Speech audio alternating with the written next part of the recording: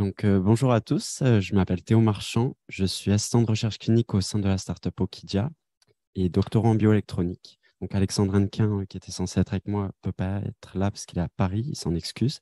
Et je remercie du coup Télécom Vallée, Ludotique pour l'accueil et à vous tous pour votre présence. Donc, je vais vous présenter un sujet qui s'appelle épidémiologie digitale, gamification et intelligence artificielle qu'on va essayer de combiner pour l'évaluation cognitive. Donc, je vais vous expliquer, c'est des sujets qui sont à un carrefour. Je vais vous montrer leur complémentarité. Alors, pour parler d'épidémiologie digitale, je vais vous donner quelques chiffres sur le monde actuel que vous savez est très connecté. Donc, on a environ du coup 5 milliards d'individus qui sont connectés à travers le monde. On a 30 milliards d'objets connectés. On est à 5 objets par personne et sûrement le double d'ici moins de 5 ans. Donc, tous ces objets connectés, ils génèrent des quantités de données. Donc, comme vous le savez, on est à l'ère de la big data, on en parle beaucoup. Et on parle aussi beaucoup d'intelligence artificielle, parce que l'intelligence artificielle, elle vient du coup aider à traiter, analyser tous ces flux de données massifs. Et nous, en épidémiologie digitale, on en sort de la pertinence clinique pour analyser les dynamiques des maladies, de la santé, autant au niveau de l'individu qu'au niveau des populations en général. Donc, qu'est-ce qu'on extrait de tous ces flux massifs? C'est ça l'épidémiologie digitale, c'est extraire de toutes ces données d'appareils connectés et d'Internet de la pertinence. Donc, on va commencer avec des capteurs de plus bas niveau. Donc, vous voyez à ce niveau, au niveau senseur. Donc, c'est des capteurs qui captent assez passivement tout ce que vous faites sur les appareils, mais après, il y a aussi ce que vous faites en interaction avec l'appareil. Donc, ça peut être de la localisation où vous n'avez rien à faire et juste vous déplacer. Le GPS de votre téléphone récolte la donnée, mais ça peut être votre nombre de clics, le nombre de messages envoyés sur WhatsApp, la voix qui est enregistrée par votre iPad, la montre connectée qui envoie votre rythme cardiaque. C'est tout cet ensemble de données à laquelle, en fait, on ne voit pas forcément en quoi c'est exploitable au niveau de la santé, là, dit comme ça, mais en fait, quand on les regroupe et qu'on leur donne du sens, c'est ça le défi, c'est de l'explicabilité, pardon. On arrive du coup à des low-level features, puis enfin des high-level behavioral markers, donc des marqueurs comportementaux de haut niveau, parce que du coup, on leur donne un sens. Et vous avez, par exemple, une super étude qui montre que rien qu'avec le nombre de messages envoyés, la localisation et votre temps d'écran, on peut assez dire précisément si vous êtes une personne en dépression. Donc, il y a de plus en plus d'études de ce type en épidémiologie digitale qui montrent qu'en fait, à la fin, avec tout ce qu'on a extrait de ces deep digital phénotypes, comme on les appelle, ces phénotypes digitaux, on arrive à faire de la prédiction donc sur des risques en santé, sur de la vulnérabilité. Et alors, si en plus on leur apporte du coup des informations contextualisées qui sont autres, qui ne sont pas des données digitales, mais qui sont les données cliniques, des questionnaires, les données sur la qualité de vie comme votre sommeil, les facteurs démographiques plutôt socio-économiques et aussi des données émotionnelles, là on arrive vraiment à vraiment une prise en charge holistique qui devient pertinente. Donc, l'épidémiologie digitale en santé, j'ai pris un petit article de Jukka-Pekka Onela qui décrit assez largement les opportunités et les challenges que ça représente. Donc, pour ce qui est de la santé, ça fit très bien avec la médecine des 6P que vous voyez un petit peu coupée, mais la médecine des 6P, si on prend point par point, l'épidémiologie digitale, elle fit vraiment dedans parce que donc personnalisé, on est vraiment très au niveau de l'individu, on arrive à capter beaucoup de signaux, donc à personnaliser la médecine, préventive, prédictive parce qu'on est en amont de la prise en charge, participatif parce que l'individu est directement impliqué au niveau de ce qui est capté sur lui et de son interaction avec les appareils, pertinente parce qu'on est très précis, et pluriprofessionnel, une petite coquille d'ailleurs, mais pluriprofessionnel, à la limite, on pourrait dire que non, mais l'épidémiologie digitale, ça requiert beaucoup de compétences transverses, du coup, on est également dedans. Donc, le digital phenotyping, j'ai mis quelques points forts ce que ça apporte en santé. Donc, nous, ce qui nous intéresse ici, aujourd'hui, c'est sur l'évaluation, parce qu'on va collecter beaucoup de données. Comme je vous ai dit, en plus, on peut collecter en environnement naturel. Donc, ça casse les codes aussi de la médecine classique. Il y a moins de subjectivité parce qu'on est sur des marqueurs plus agnostiques. On est vraiment sur de la donnée brute. Après, ça dépend bien sûr le sens qu'on lui donne, mais ça peut être moins subjectif que des questionnaires cliniques, des questionnaires psychologiques, des évaluations diverses. Je vous ai mis quelque chose qui est très intéressant, c'est le RDoc. Du coup, l'épidémiologie digitale, ça fit très bien avec un cadre de recherche qui est très en vogue, qui s'appelle le RDoc, Research Domain Criteria. Donc, c'est une nouvelle façon d'envisager les troubles mentaux et la santé mentale avec plus de marqueurs agnostiques, justement, plus de marqueurs objectifs, dont de la génomique, des neurosciences, et tout ça couplé dans une approche holistique et de précision avec, comme je vous disais tout à l'heure, des données contextualisées qui sont autres. Donc, l'IA dans l'épidémiologie digitale, pour vous montrer un peu le processus de traitement, d'extraction de la donnée. Donc, on part de la collection de données avec, comme je vous disais, des données très diverses qui sont captées. Ça peut être du coup le déplacement du regard, par exemple, l'eye tracking, le déplacement du doigt, le digit tracking, la reconnaissance faciale, le nombre de clics. On peut même coupler de l'imagerie à ça et les réseaux sociaux, Internet. Donc, ça fait vraiment un ensemble de données qui ont besoin de subir un ensemble de pré-traitements puisque c'est du signal brut là, à ce niveau-là. Et après, on fait passer dans des algorithmes IA, du coup, pour avoir avoir complètement une classification, pardon, une clusterisation. C'est là qu'on arrive après à des évaluations de performance où on identifie vraiment du coup des features pertinents pour la médecine, avec une bonne précision, une sensibilité, une spécificité. Et je vous donne un exemple du coup, parce que l'IA en santé, on en entend de plus en plus parler, mais là, une application du coup d'un article de Spoon qui est sur l'IA et la dyslexie. Donc ici, c'est de l'analyse du coup d'écriture qui a été faite par des réseaux de neurones convolutionnels qui, en analysant l'écriture, ont permis de stratifier avec une assez grande précision, meilleure d'ailleurs que celle des professeurs, de 68% d'accuracy, donc qui permet vraiment de discriminer. Et ces algorithmes, comme vous avez dû en entendre parler, plus ils sont entraînés, plus ils sont pertinents. Donc c'est vraiment la data, le nerf de la guerre. Donc, je vous ai montré une application sur la dyslexie. Ce n'est pas pour rien. C'est parce que dans la société où je travaille, Okidia, nous, on s'intéresse à cette épidémiologie digitale, à tout ce qui est intelligence artificielle, pour les troubles du neurodéveloppement. Donc, les troubles du neurodéveloppement, vous en avez tous entendu plus ou moins parler parce qu'on entend beaucoup parler de troubles de l'attention, troubles dyslexiques, troubles du spectre autistique, hein, les déficiences intellectuelles et aussi les troubles de la communication. Donc, c'est un large spectre de large spectre même. Et c'est des déficits ou des perturbations d'une certaine acquisition cognitive, donc que ce soit le langage, que ce soit l'écriture, la motricité, il y a beaucoup de choses. Ça touche environ un enfant sur 6 dans le monde, donc c'est un problème de santé énorme. On estime qu'il y a un sous-diagnostic, aussi peu d'enfants qui suivent la thérapie, et en plus, pour complexifier la chose, il y en a beaucoup qui présentent des comorbidités. Comorbidités, c'est-à-dire qui ont à la fois un trouble et un autre. Donc, ça a des impacts plutôt conséquents parce que ça commence dès le plus jeune âge et ça apporte perte de confiance en soi qui peut après amener plutôt à décrochage scolaire, mais plus tard, ça continue parce qu'en fait, malgré qu'il y a souvent la mise en place de stratégies de compensation, c'est des problèmes qui restent. Je pense qu'il faudrait rallumer la télé juste. J'appuie sur n'importe quelle touche, je me permets. Parce qu'il y avait un signal comme quoi elle allait s'éteindre. J'espère que j'ai sauvé le truc. Du coup, je vous disais, désocialisation, décrochage scolaire, un ensemble de problèmes.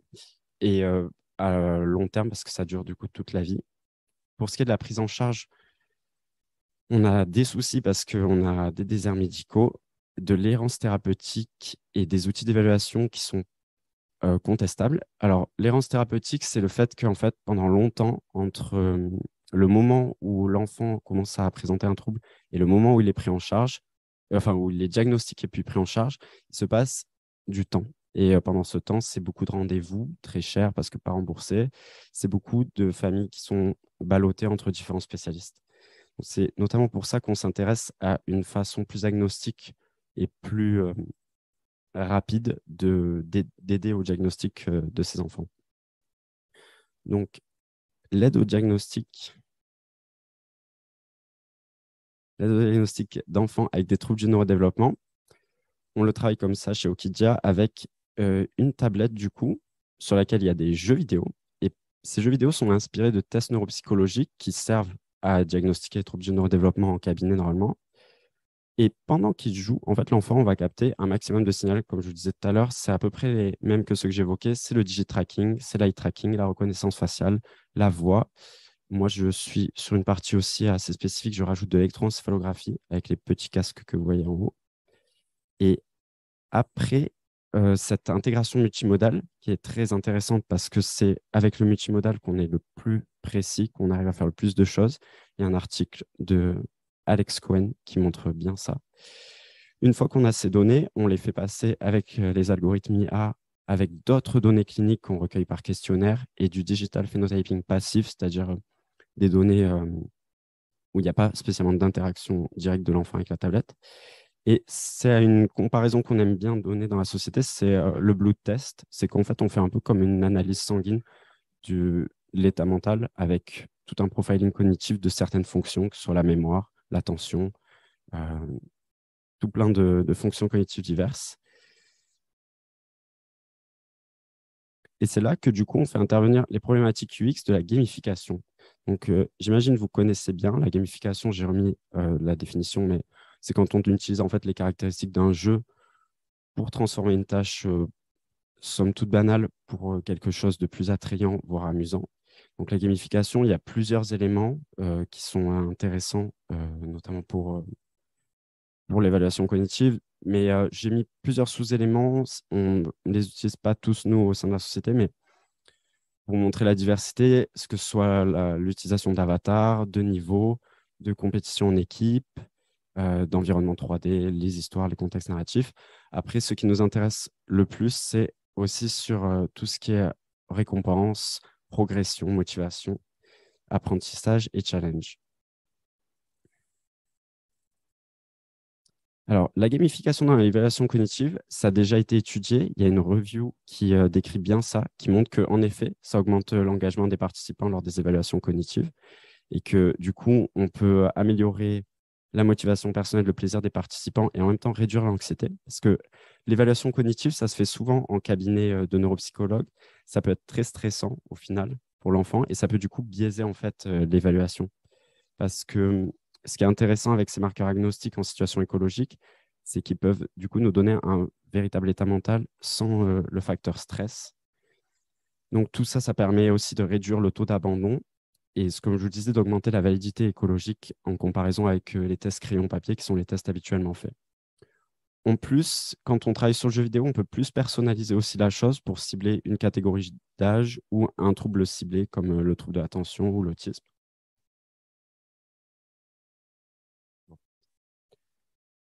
Et pour faire cette gamification dans l'évaluation cognitive, on a utilisé, donc, nous, on s'est basé sur donc, ce qu'on connaissait en UX et ce qu'on avait vu notamment sur 7 piliers d'utilisabilité qui sont donc les signes et feedback, la clarté.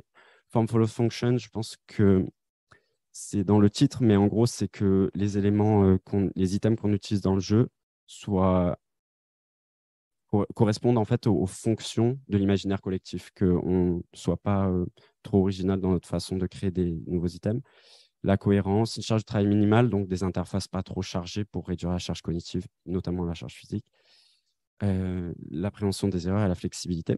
En plus de ça, vu qu'on travaille avec un public vulnérable qui sont les enfants avec des troubles du neurodéveloppement, on a des guidelines spécifiques donc, qui sont basés sur un travail qu'on a fait avec le Care Lab de l'Institut du cerveau à Paris, qui lui-même se base sur deux textes de référence qui sont le WAAG et le RCAG. Donc, ça nous dit que pour en fait certains troubles comme le TDAH, donc détection sont à proscrire. C'est quelque chose qui peut sembler de bon sens, mais en fait, selon les troubles, on n'obtient pas exactement les mêmes recommandations. Et du coup, on doit conjuguer avec ça. Parce que nous, on essaye de faire un outil à destination de quand même un maximum d'enfants. Et en fait, selon les recommandations qu'on a, on doit conjuguer. Par exemple, vous voyez pour les TSA, donc troubles du spectre autistique, il faut rédiger dans un langage clair, éviter les blocs de texte et des boutons très descriptifs. Pour les dyslexiques, il faut aussi jouer pas mal sur la police, leur ajouter la possibilité de zoomer éviter les lignes trop longues. Du coup, toujours sur cette gamification de l'évaluation cognitive, il faut faire quand même attention. Donc, avec toutes ces guidelines, pour complexifier encore la chose, il y en a également un potentiel en fait que ça invalide notre évaluation. Parce qu'on ne fait pas un jeu vidéo à proprement parler, on fait quand même de l'évaluation cognitive. Donc, qui sont des jeux basés sur des tests neuropsychologiques. Et ces tests neuropsychologiques sont les gold standards les plus utilisés par les neuropsychologues. Peut-être vous avez déjà entendu parler, il y a la WISC-5, la NEPSI-2, test de Stroop, j'ai mis là, mais il y en a encore plein d'autres. Et ces tests sont utilisés, répliqués, validés scientifiquement depuis des années. Donc nous, ce qu'on cherche à faire avec nos jeux, c'est de les comparer à ces tests neuropsychologiques et de voir s'il y a validité convergente entre eux, pour montrer que nos jeux mesurent bien quelque chose de valide. Donc on a des contraintes en plus dues à cette évaluation cognitive. Par exemple, dans la gamification, c'est très important les feedbacks, mais nous, on ne peut pas utiliser de feedback. Enfin, on a décidé en tout cas de ne pas en utiliser, parce que si on utilise des feedbacks pendant les tâches, on peut générer de la frustration. Ça devient trop une vraie partie de jeu et l'enfant qui a un retour sur sa performance peut être frustré, peut être amené à abandonner, qui plus est, s'il a une mauvaise gestion de ses émotions. En plus, on a besoin d'une qualité de données scientifiques, comme je vous disais, donc pas biaisée. Il ne faut pas trop de distracteurs parce que sinon, on n'évalue plus du tout les fonctions cognitives qu'on était censé évaluer. Et tout ça, ça fait un espèce de ratio qu'on doit doser entre faire quelque chose de fun et d'engageant et en même temps garder cette validité scientifique. Donc, pour vous montrer un exemple de test qu'on a gamifié, là, vous avez le test de Stroop. Donc, c'est quelque chose de très connu. Vous l'avez peut-être déjà fait vous-même. En gros, il faut du coup lire le nom de la couleur sans prêter attention à la couleur qui est dedans, ou il y a une variante, c'est l'inverse. C'est un test qui est utilisé pour étudier le processus d'inhibition, voir si vous arrivez à inhiber une règle que vous venez d'apprendre. Donc, c'est très intéressant cette capacité, parce que c'est dans les fonctions cognitives, les fonctions exécutives même. Et on essaye de voir si on peut le transférer dans un jeu. C'est assez facile. On l'a fait. On a pris la liberté de faire un jeu assez amusant parce que du coup, c'est une fusée à diriger entre différentes formes. Et en fait, vous avez des consignes qui pop avec attraper telle forme, attraper telle couleur et telle forme. Et du coup, vous devez désapprendre en continu et vous inhiber. Euh, du coup, on arrive à un jeu qu'on a intégré dans notre batterie d'évaluation cognitive, comportementale et émotionnelle qu'on fait passer sur la tablette. Et c'est pendant ces jeux qu'on retient toutes les données que je vous disais, soit les déplacements du doigt, le déplacement des yeux, le temps de réaction, la précision, tout un ensemble de données. Un autre exemple où là, on reste encore plus près du test de base, c'est une tâche psychométrique de Sternberg. Donc, vous avez une lettre qui va apparaître, puis après un ensemble de lettres, il faut dire si la lettre était là.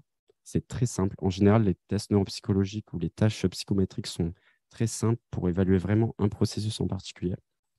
Et là, il y a juste une petite coquille, c'est un test pour étudier la mémoire de travail et pas l'inhibition.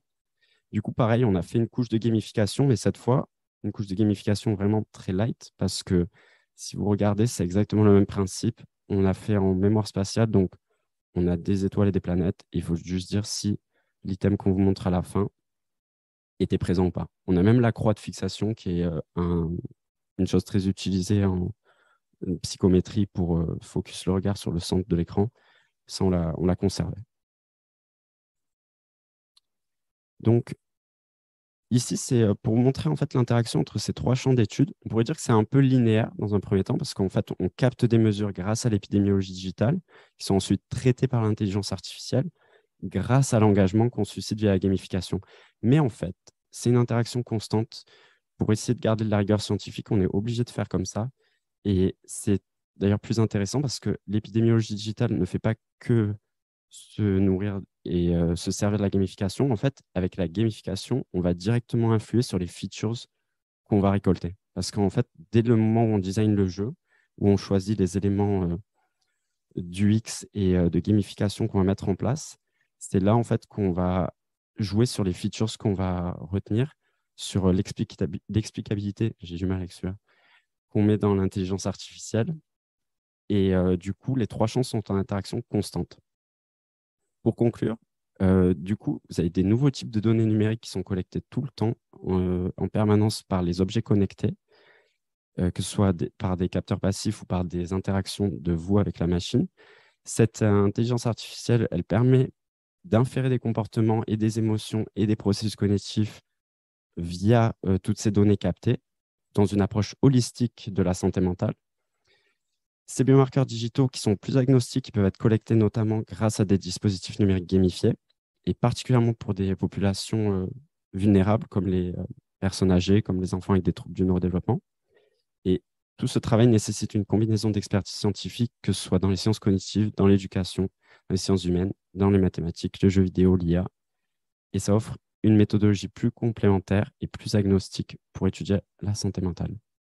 Je vous remercie.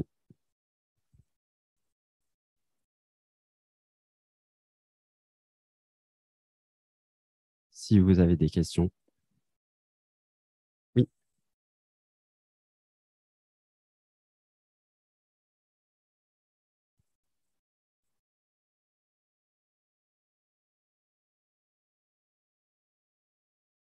Alors, je parlais très largement des réseaux sociaux dans l'épidémiologie digitale, mais pour le coup, nous, non. Nous, ce qu'on fait, c'est vraiment cette collecte sur tablette.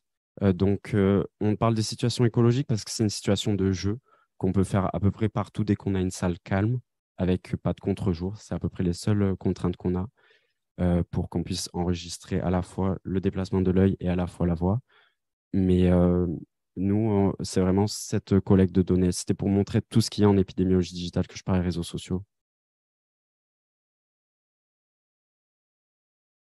Le G, c'est ma problématique de thèse, donc c'est un peu à part. C'est un truc un peu en plus parce que ça ajoute un autre biomarqueur qui est très intéressant. Je pourrais parler des heures, mais pour le coup, le G, c'est à part. En plus, le casque, pour le coup, n'est pas très invasif. C'est des casques émotifs, donc c'est juste à poser sur la tête sans gel, sans rien. C'est pas le G avec les fils, l'amplificateur, la cage de Faraday. Donc, au pire, ça reste pas très invasif, mais l'application finale, c'est quand même juste la tablette qu'il faut retenir. Oui.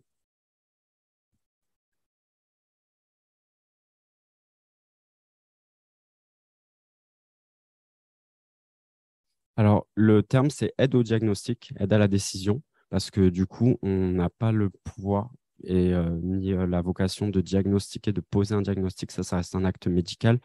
Ce que nous, on veut offrir, c'est, on travaille avec, d'ailleurs, en interaction avec les praticiens de santé, neuropsychologues, ergothérapeutes, psychomotriciens, main dans la main pour concevoir l'outil, pour que eux, ça leur fasse un profiling cognitif et des questionnaires cliniques automatisés, un outil en fait pour aller plus rapidement vers un. En fait, c'est un outil pour vraiment aider à la décision de diagnostic, mais c'est pas un outil de diagnostic en soi.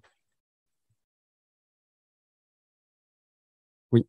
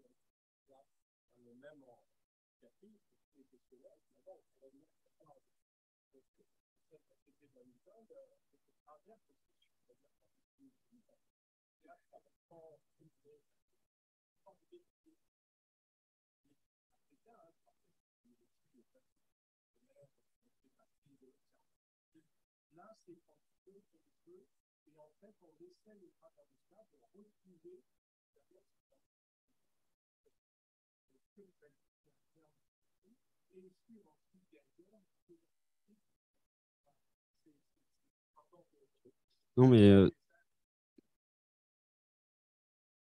non, parfait la précision. Non, parfait.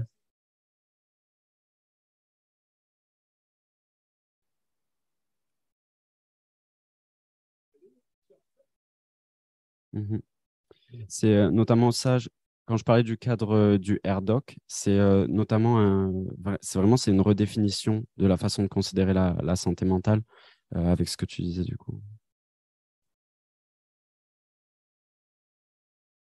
Merci beaucoup.